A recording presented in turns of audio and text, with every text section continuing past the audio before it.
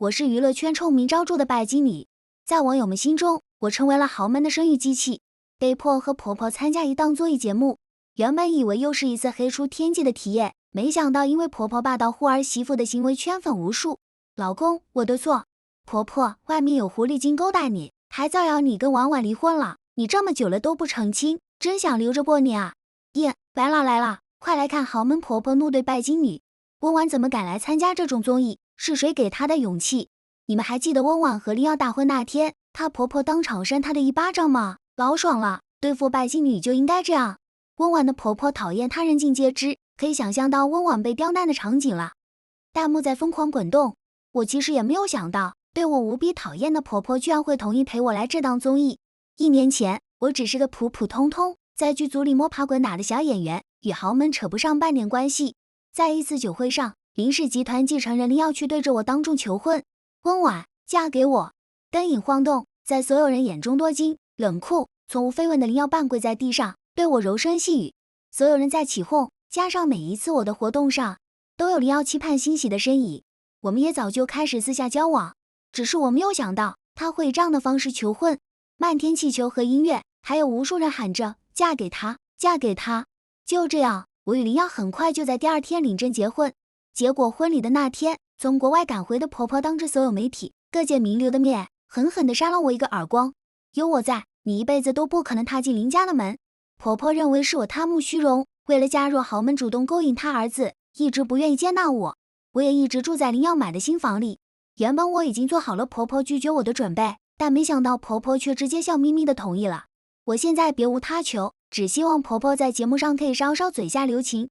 毕竟被网友们追着骂狐狸精拜金女的滋味并不好受啊！在去录制地点的车上，我正对着窗外发呆，耳边突然冒出一个奇怪的声音啊，是温婉小姐，侧颜真的好漂亮。咦，哪里传来的声音？我皱起眉，怀疑是自己昨晚没睡好，导致出现了幻听。然而就在我这么宽慰自己时，声音再次响起啊，她身上香香的，好想贴贴，这么清晰的声音，绝不可能是幻听。我转头看向身边的婆婆，一个奇怪的想法浮上心头。婆婆似乎察觉到了我的视线，有些不自在地挺直了背。温婉小姐在看我耶，呜呜呜，是不是我脸上沾什么脏东西了？虽然婆婆还是面无表情地板着脸，但我可以确定，这个声音就是婆婆发出来的。提问：为了不让老公不开心，天天想修补婆媳关系的我，现在幻听了，怎么办？在线等，挺急的。3. 布置地点是一处度假村。下了车，我又不经意间瞥了一眼弹幕，内容还是那样。看见了没？温婉婆婆对她好冷漠，两人一句话都没说过。就是费尽心机嫁入豪门又如何？还不是不被人家接受。丑小鸭就不要妄想变成白天鹅了。若若说一句，我觉得他们俩人之间氛围挺和谐的呀。这个节目组下了血本，邀请的都是在各界略有名气的婆媳，有珠宝行业的，搞房地产的，甚至连已经半退隐的影后都请来了。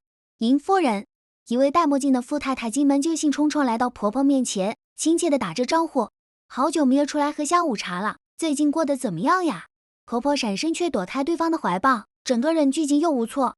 这人谁啊？怎么上来就要搂搂抱抱？呜呜，我好想逃，我差点没忍住笑意。婆婆还是原来的婆婆吗？当初我怎么没看出来，婆婆居然还有当搞笑女的潜质？婆婆的心声再次响起。不，温婉小姐还在，我不能怯场，这些人是坏人，我要保护温婉小姐。虽然我觉得这是幻听，可我还是上前一步，你好，容太太，您保养得真好，还是那么年轻。这一刻，我感觉到旁边有人正目光灼灼地盯着我，转头正好和婆婆四目相对。天哪，她的眼神里为什么闪烁着感激与崇拜啊？啊，不愧是温婉小姐，她是在保护我吗？婆婆居然想的是这个，我在保护她吗？容太太听见我的话，没急着回应，架着手臂，粗眉上下打量我一番。哟，勾搭人的狐狸精也来了，真是上不了台面。房间内瞬间安静下来，碍于对方是长辈，一旁还有镜头，我不好反驳，只能难堪的低下头。婆婆却直接将我护在身后，你说谁呢？婉婉是我的儿媳妇，我不允许你这样说她。容太太瞪大眼睛，有些不可置信。林夫人，我什么我？你是长辈，我家婉婉不和你计较太多，希望你以后说话能够礼貌一点。眼看着动静要闹大了，周围的嘉宾也纷纷开始劝说。最后，容太太跺着脚，一脸不爽地走了。她的儿媳妇冲我歉意点头，连忙转身跟上去。弹幕已经刷了起来，难道狗仔爆料的豪门狗血婆媳争斗都是假的吗？温婉婆婆挺袒护她的呀，怎么可能？也许只是在镜头面前装的吧。但豪门太太不可能看上丑小鸭，只有我觉得温婉的脾气很好嘛，被那样说还能忍住，要是我的话，可能早就上手了。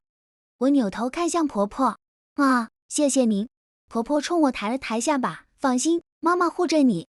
同时，婆婆的心声也响了，我的女儿好可怜啊，身为女主却要被这样对待，我一定要对她好。我轻轻蹙眉，婆婆的心声怎么越变越奇怪了。第二天吃完早饭，节目组突然介绍来了个飞行嘉宾。虽然我很不解，为什么这种需要成对参加的婆媳综艺还能临时加入其他人，但也没有多说什么。直到看见作为飞行嘉宾出场的张颖颖，我才明白节目组为什么要这样安排。我的婆婆张颖颖，从周岁抽出一个人，或许话题度很低，但若是我们仨同框，那必定是三足鼎立的修罗场局面。张颖颖是婆婆好友的女儿，算是跟林耀一起青梅竹马长大。或许没有我这个意外的话，林耀的结婚对象就会是张颖颖。婆婆一直很喜欢张颖颖，甚至在我跟林耀结婚之后，还不止一次说过让我主动提出离婚，让自己儿子娶张颖颖进门。张颖颖一出场，弹幕就瞬间狂刷起来。天啊，节目组太会搞事了吧！我已经嗅到了空气中浓浓的火药味了。张颖颖是故意来的吗？之前没听说有飞行嘉宾啊。抱走我们家颖颖，工作安排而已，我们不参与任何捆绑炒作。对比网友们等着看热闹的兴高采烈，婆婆对张颖颖的到来毫不在意，整个人平静的像是不认识张颖颖一般。好无聊啊，来个飞行嘉宾也需要介绍这么久，真是浪费时间。对了，这人叫啥来着？我听着嘴角微抽。婆婆先前的种种心声，可以理解为她开始逐渐接受我了。但现在面对张颖颖，婆婆居然会是这种态度，变化未免也太大了吧，大到让我有些怀疑，婆婆是不是被人调包了。婆婆丝毫没有主动搭理张颖颖的想法，倒是张颖颖脸上带着讨好的笑容凑近婆婆。林阿姨，是莹莹不好，一直在忙工作，好久没去看您了。婆婆眉头一蹙，问她，你叫莹莹，那莫非你还姓张？张颖颖嘴角扬起的弧度僵住了，片刻后，她尴尬笑笑。林阿姨您可真幽默。婆婆用五官挤出一个比哭还难看的笑。我也听见了婆婆心里的怒吼，救命，恶毒白莲花离我远一点，不要伤害我们乖乖女主啊！又是女主这个词，我忍不住蹙眉，不明白婆婆为什么反复用这个独属于小说里的词来形容我。因为参加节目的嘉宾都是些有钱的富太太，所以节目组给出的任务也很简单，让我们自己去庄园里的菜园采摘午饭需要的食材。一行人提着篮子，婆婆跟着众人在前面轻快地走着。我心中还在思索应该如何询问婆婆自己心中的疑惑，不知什么时候就慢下了脚步。我的肩膀突然被人重重撞了一下，险些摔倒。回头一看，张颖颖正架着胳膊，眼神轻蔑地打量着我，接着又虚情假意地捂嘴惊呼一句：“哎呀，婉婉姐你没事吧？”没事。我懒得跟张颖颖计较，转身要离开。没想到张颖颖却是不依不饶，舔着脸跟上来。婉婉姐，网上的热搜都是网友们瞎说的，你千万不要介意啊。我伸手摘下一旁藤蔓上的黄瓜，随口问道：“什么热搜？我平日里很少往上冲浪，也不会去主动关注热点。”张颖颖捂住嘴唇，装作吃惊的模样。婉婉姐，你居然不知道？林耀哥没有跟你解释吗？我有点不耐烦了。张颖颖茶味满满的发言，让我感到生理性厌恶。不好意思，林耀有自己的空间，我不会干涉过多。我尽量让自己的话委婉些，希望张颖颖能识趣的走开。张颖颖却恍若未闻，自言自语般独自喃喃：“也是，林耀哥娶你只是迫不得已，肯定不喜欢你过问太多。”同时，我看见了弹幕，温婉好能忍啊！我突然有些可怜温婉了。虽然嫁入了豪门，但是老公一点都不爱她。张颖颖这算是小三挑衅原配吗？温婉才是第三者吧？要不是她耍手段，莹莹早就跟林总结婚了。网友们吵得这么厉害，我不由有点好奇，张颖颖口中的热搜到底有劲爆？回去后，趁着等午饭的空隙，我坐在角落，点开了微博，果然看见了高高挂在榜首的热搜词条：棒，那些不为人知的豪门内幕，温婉离婚。根据众多知情人士透露，温婉与林耀以合约离婚，且林耀目前与张颖颖是恋爱关系。作为当事人的我表示一脸懵逼。婆婆不知何时坐在了我身边，婉婉，妈给你选了个礼物，快来看你喜欢不？我一时没有缓过来神，忘记了点灭手机屏幕，呆呆抬头看向婆婆。率先回答我的却是婆婆的心声：完了完了，女主看见这个假新闻，不会要误会男主了吧？看来是婆婆看见了我手机上的内容。我不动声色地收起手机。妈，您刚刚说什么呀？差点忘了。婆婆回过神，一拍脑袋，不分由说地拉起我，带着我挤进傅太太围起来的圈子里。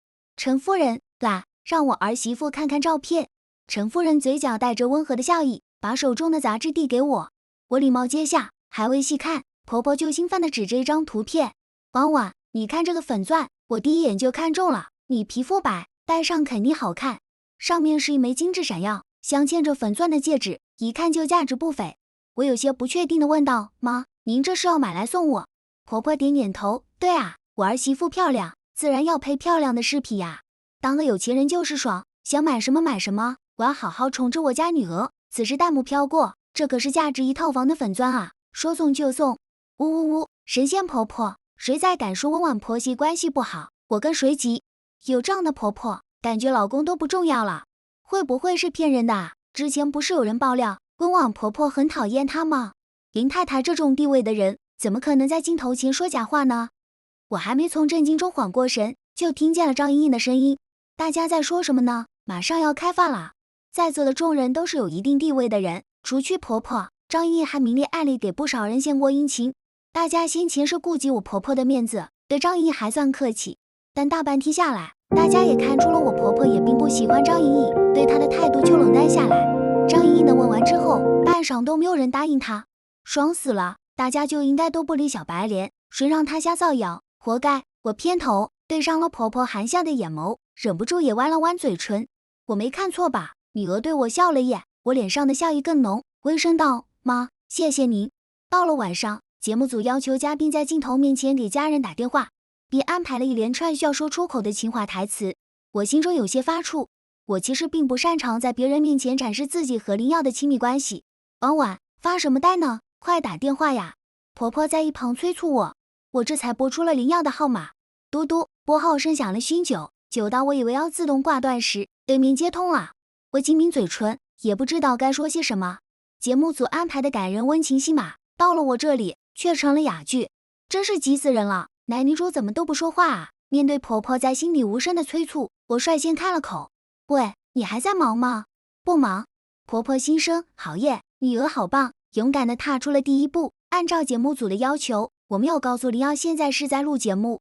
看着工作人员塞过来的尴尬到让人脚趾抓地的台词，我咬咬牙，还是说了出来：老公，我想你了。林耀那边明显顿了一下，连呼吸声都变得急促。是受委屈了吗？当初我就不建议你和妈一起上节目，要不我去联系导演。婆婆忍不住出声打断林耀：什么啊？怎么突然把锅扣在我身上了？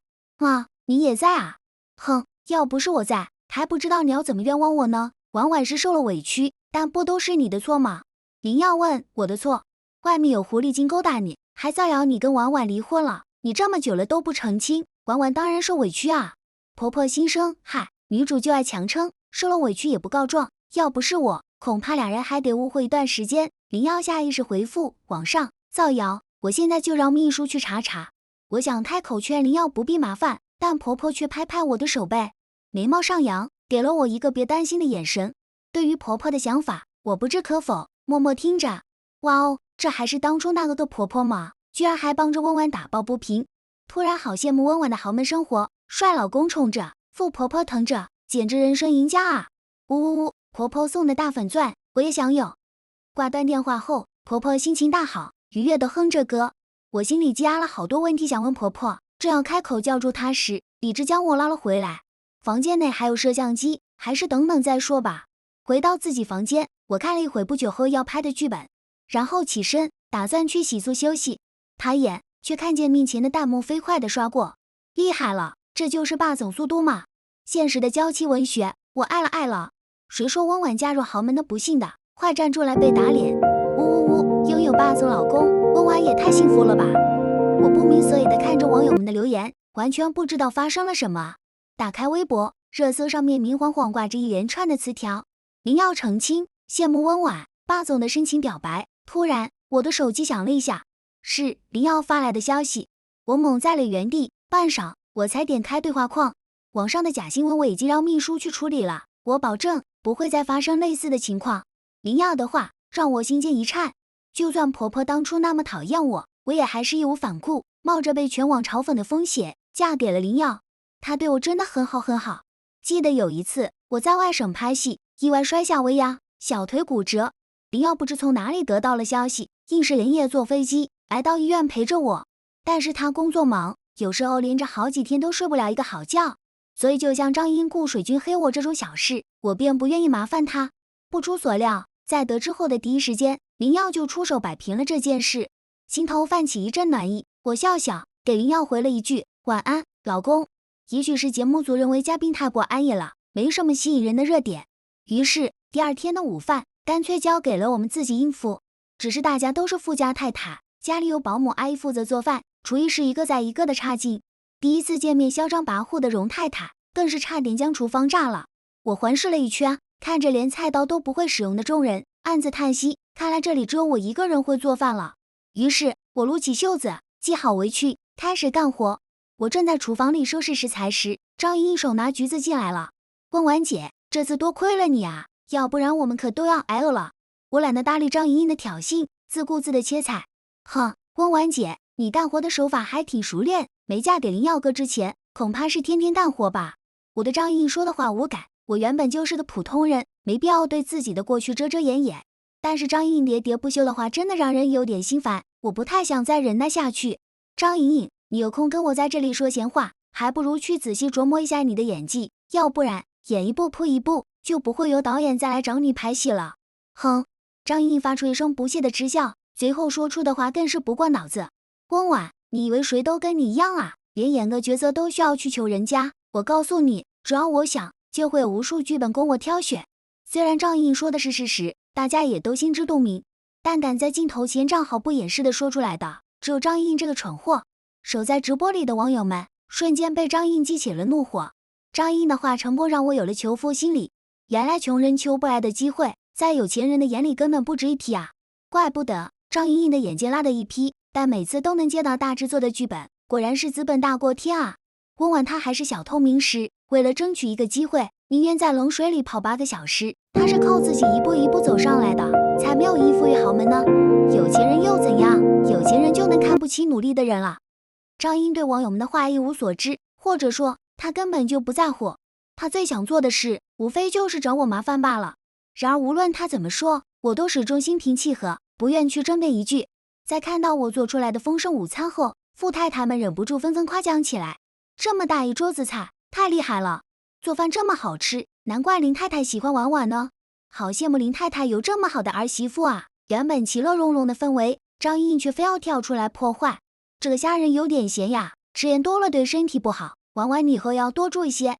让我没有想到的是，容太太第一个站出来反驳了张莹莹，人家辛辛苦苦炒出来的菜，用得着你在这里挑三拣四吗？紧接着有人附和，就是少说2句废话，没人拿你当哑巴。张莹莹被对得哑口无声，她在我面前肆无忌惮，但在身份地位比她高的人跟前，乖得跟个鹌鹑似的。张莹只是安静了几分钟，在别人提及孩子这个话题时，她再次不请自来的开口：婉婉姐跟林耀哥都结婚1年了，怎么还没听说怀孕啊？不会是……张莹莹，我看在你年龄不大，忍你1次2次，但是为什么你偏要作死呢？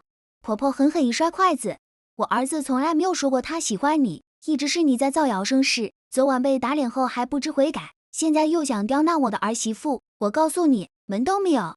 一时间，数十双眼睛齐刷刷盯向张莹莹，张莹莹的脸刷得白了，她如捏着嘴唇，我没有。婆婆冷笑一声，我猜你是不是已经想好怎么黑我家儿媳妇了，引导网友们认为她是豪门的生育机器。林阿姨，婉婉不是生育机器，她有自己的想法，也有自己的事业，她想生就生，不生就不生，我这个当婆婆的不会强迫她，更轮不着你个外人指手画脚，明白吗？容太太毫不客气地补刀，恐怕在你这种人眼里，女人只有生孩子才能留得住男人吧，真是下贱。张莹被说得无地自容，捂住眼睛哭着跑开。不知道是谁重重长舒了一口气，凡人精终于走了，整个世界都清静了不少。哈哈哈哈，看温婉婆婆对人也太爽了吧。张莹看不起普通人，实力不行，还一肚子坏水，最好能把她赶出节目。同上，不想再看见张莹莹了。大家有没有发现，温婉现在成了团宠大家都好护着她。哈哈哈，乖巧懂事，做饭还好吃的儿媳妇，谁会不喜欢呢？之后果然没再看见张莹莹的身影，听说她是主动退出录制，匆匆忙忙收拾行李离开了。晚上我来到婆婆房间，砰砰见婆婆正在抱着平板追剧，见到我来，她惊喜的笑笑：婉婉，你来找我什么事啊？我犹豫几秒钟，终于狠下心来开口：哇，其实我可以听。恰巧此时口袋里面手机响了，在看到联系人是徐医生时，我一下子慌了神，忙不迭的接通电话。喂，医生，好，我马上就到。婆婆陪着我赶到医院，也已经被推进了手术室。护士出来下了2次病危通知书，我在原地急得跺脚。婉婉，你先别慌，我帮你联系林耀，她一定有办法。我这一制止婆婆，林耀又不是医生，他爱什么用也没有。却听见婆婆心里在说，到了这个关键剧情，女主的爷爷可千万不能出事，男主你一定要争气，想办法帮助女主爷爷，这样女主才不会心灰意冷的离开啊。关键剧情，女主、男主，我忽然意识到，婆婆所有奇怪的变化似乎可以得到解释。也许婆婆是所谓的传输者，而我生活的这个世界是婆婆看过的一本狗血虐文，而我和林耀就是书里的男女主。我闲来无事时也会看看小说，但因为传输这种事过于虚幻，我从未当真，所以在发现婆婆的变化之后，我没有第一时间往这个方面去想。如今我却不得不信。很快林耀来了，他还穿着板正的西装，似是才忙完工作不久。林耀问清了情况，一个电话打完，医院的院长、科室的主任就出现在了眼前，并向我保证一定不会出现意外。手术结束了，果然很成功，爷爷已经脱离了生命危险。婆婆心声，不愧是男主，就是神通广大，能够摆平一切困难。我真诚地向林耀道谢，谢谢你。林耀，温婉，我是你法定的爱人，你遇到困难不用顾虑，可以随时找我。若是之前林耀对我说这些话，我肯定会被感动到不行。但是现在面前的林耀仿佛只是一个被人控制的虚拟人，他说的话、做的事似乎都只是因为自己是男主的设定。我和我的爱人居然只是被安排相爱的2个纸片人，我只觉脑中一片混沌。回去的路上，我有些心不在焉。无论是谁，突然意识到自己生活的世界其实是一本书，恐怕短时间内都会无法接受吧。恶毒婆婆、跟风网友、不幸的家庭，原来都是被人安排好的。我一瞬间感到很迷茫。我再努力又有什么用？我想得到的，只要原书作者没写，我就永远无法得到。所有的结局都是被定制好的。我喃喃出声吗？婆婆回头看向我，怎么了？我的结局是什么？婆婆没有回答，满眼惊讶地看着我。女主这是什么意思？难不成她意识到什么不对了？不可能啊，女主怎么会知道的？我无奈一笑吗？其实我可以听见你的心声。啊，完蛋啊，我是书里的女主，对吗？半晌，婆婆才说，没错。我叹了一口气，接受了现实。那我的结局是什么？可以告诉我吗？我想，我或许不用努力了，反正书里的剧情会自动推进，我也没办法改变。不可以，婆婆拔高了声音。婉婉，你不要认命，书里的剧情是可以改变的。真的吗？当然了，就像张莹莹，她在原书里会笨打好久，让你和林耀产生各种误会，但现在她就早早下线了。虽然是在书里，但当笔落下的那一刻，书里的世界自己就会开始运转。你们是有血与肉的角色，有独立的思想，肯定可以改变自己的结局。婆婆的话让我的心间微颤，思索片刻，我突然意识到自己的愚蠢。就算是在书里，可我也是个独立的人啊。只要我自己时刻保持清醒，就不会被书中的剧情推着走。啊，谢谢您，我明白了。婆婆揉揉我的脑袋。啊，婉婉，你已经知道了真相，那我也用不着瞒你了。你不知道我在看书的时候有多生气，你跟男主就像是2个哑巴谈恋爱一样，有了误会谁也不去解释。听着婆婆的吐槽，我心里有说不出的怪异滋味。这还是第一次站在上帝视角审视来自己的行为。自从我向婆婆坦白自己知道她的身份后，婆婆就在我面前彻底的放飞自我了。到了节目尾声时，弹幕全是清一色的温婉和她婆婆的相处方式好好哦，完全就跟闺蜜一样。温婉也好优秀呀，自律认真，从来不作妖。呜呜呜，我也想要婆婆答应送我玛莎拉蒂。神仙婆媳，爱了爱了。我突然对温婉转粉了，小姐姐又漂亮又懂礼貌，爱了爱了。围坐在沙发边告别时，容太太就坐在我身旁。上次吃过我做的饭之后，容太太对我的态度好了不少，甚至还私下来找我道歉。容太太呀，低声音，婉婉。我好奇地靠近她，怎么了？听网上说你跟林大公子离婚了。我歪头一怔，荣太太的消息未免也太滞后了些。荣太太，那些都是假的，我和林耀没有离婚的打算。荣太太很失落的样子。啊，我还想着把小儿子介绍给你呢，我真是越看你越喜欢，都怪我之前误会你了。荣太太的声音收不住，被婆婆听见了。婆婆急忙出声打断我们，你怎么还想抢儿媳妇呢？婉婉她是我的。荣太太，哼，要是你儿子敢对婉婉不好，我肯定会让婉婉成为我的儿媳妇的。婆婆骄傲地扬起下巴，放心吧，有我在，不会有那一天的。我被簇拥在中间，发自内心地露出一抹笑意。我无比庆幸婆婆这个传输者的到来，是她带着我，让我一点一点走出阴霾。我不必去当被所有人误会的虐文女主，我可以做更好的自己，成为被所有人喜欢的温婉。婆婆番外，一觉醒来，我穿到了一本狗血虐文里，成了处处刁难女主的恶婆婆。看书的时候，我就对恶婆婆恨得牙根痒痒。明明可以轻松自在的当个有钱人，偏偏要去当个恶毒反派，真是气人。对于文中懂事坚强的女主，我更是母爱泛滥，心疼的不要不要的。所以，既然我来了，就当然不会让男女主再重蹈原书中的虐恋情深。男女主不会说的话，我来替他们说。他们两个哑巴解不开的误会，我替他们解开。于是，我时不时就去骚扰一下男主林耀。儿子，你有空多回家看看，婉婉都每天想你想的吃不下饭。儿子，你看婉婉这个照片美不美？儿子，原书中男女主之间会经历一系列的事情，才会相互心动。但在我的疯狂助攻下，林耀果然对女主提前心动了。上了节目，女主身上背负着不好的名声，被别人欺负，可我怎么能眼睁睁看着女主受委屈？当即为了女主对了回去。女主人美心善，居然还冲我甜甜的笑，这更加坚定了我要守护女主的心。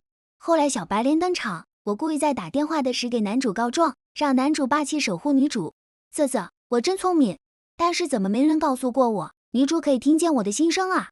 幸好我没有胡乱想什么少儿不宜的事情，不然就真的没脸见人了。林耀番外，我和一个叫温婉的女孩结婚了，我和她相爱很久了，我想娶她，但母亲好像不喜欢对方，极力反对我们在一起。